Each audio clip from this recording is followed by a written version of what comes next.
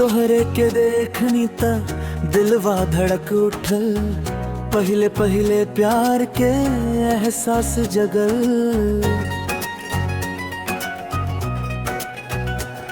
का जादू कहीं हो ए जान हमनी पर, तोहरा बिना अब दिल ना लागे पल भर।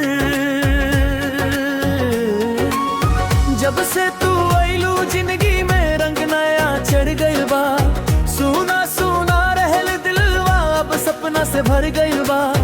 तोहर हंसी के आवाज सुनते चेहरा खिल जाएला, दिन चाहे जितना खराब हो बात होते सब ठीक हो जाएला। तोहर नैन के काजर में हम तक होए लगनी, तोहरा नाम के धुन में हरदम गुनगुनाए लगनी। जहाँ देखी तू ही तू नजर आवेलू, हमारा दिल के सबसे खास इंसान हो। तोहरा बिना दिल ना लागे बेजान हो, तोहरे से ही सजल बाई अरमान हो।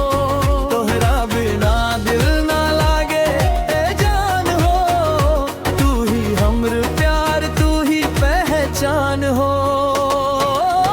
सांस चले जब तक सीना में तोहरे नाम रही जान हो। तोहरा बिना दिल ना लागे, तोहरा बिना दिल ना लागे।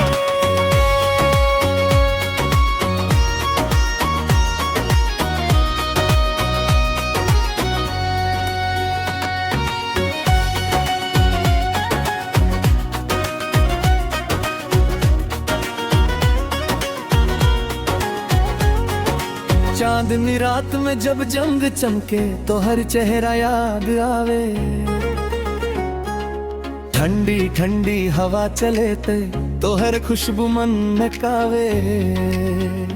ओ मोबाइल में तो हर फोटो देखी मन मुस्कुरा जाला, एक छोट कहाए तो हर पूरा दिन बना जाला।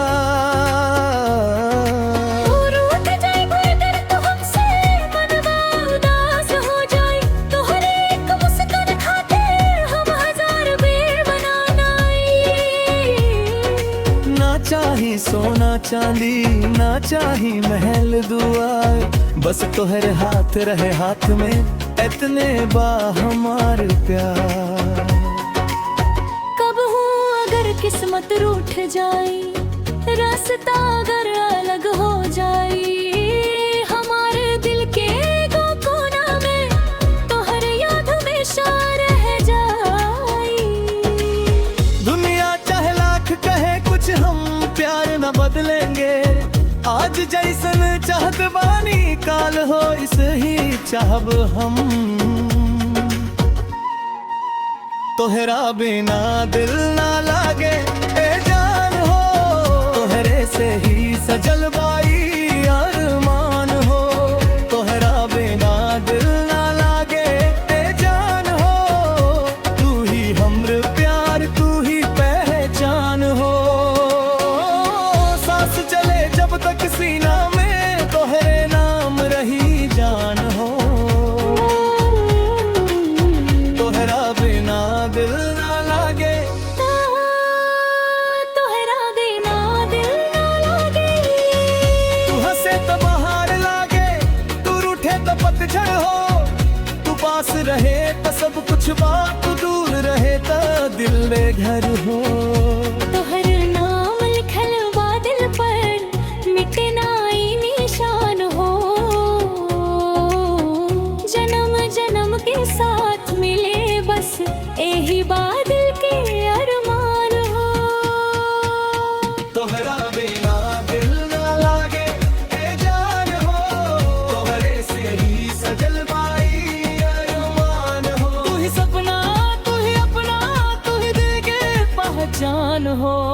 तोहरा बिना दिल ना लागे ए जान हो,